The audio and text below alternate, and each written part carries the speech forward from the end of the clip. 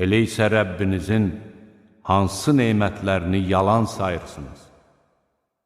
Onlardan mirvari və mərcan çıxır. Elə isə Rəbbinizin hansı neymətlərini yalan sayırsınız?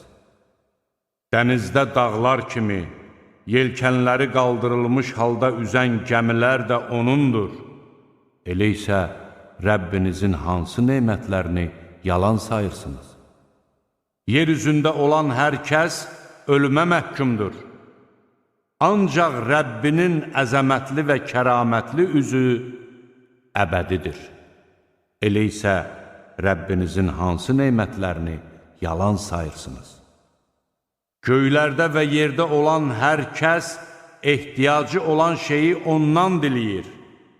O hər gün bir işdədir. Elə isə Rəbbinizin hansı